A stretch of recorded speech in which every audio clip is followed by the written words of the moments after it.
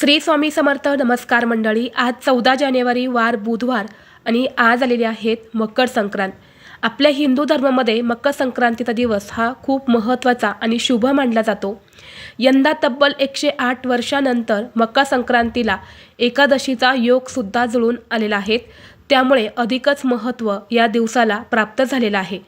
ज्योतिषशास्त्रानुसार असं म्हटले जाते की मकर संक्रांतीपासून देवतांच्या दिवसांची सुरुवात होते आणि हा दिवस इतका प्रभावी मानला जातो की या दिवशी स्वर्गाचे दारंसुद्धा उघडतात आणि म्हणून या दिवशी आपण दान किंवा काही उपाय जर केले तर ते खूप प्रभावी ठरत असतात.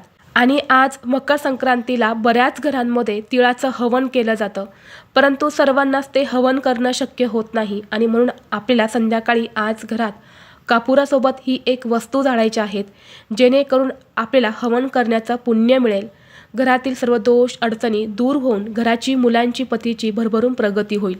तर अशी कोणती वस्तू संध्याकाळी कापुरासोबत जाळायची आहेत, हा उपाय कसा करायचा आहे याबद्दलची संपूर्ण माहिती एका व्हिडिओद्वारे मी तुमच्यासोबत शेअर केलेली आहे. तो व्हिडिओ पाहण्यासाठी या व्हिडिओच्या खाली जो छोटा त्रिकोण दिसत आहे त्या त्रिकोणावरती तुम्ही क्लिक करा, म्हणजे योग्य ती माहिती तुमच्यापर्यंत येईल. धन्यवाद. श्री स्वामी समर्थ.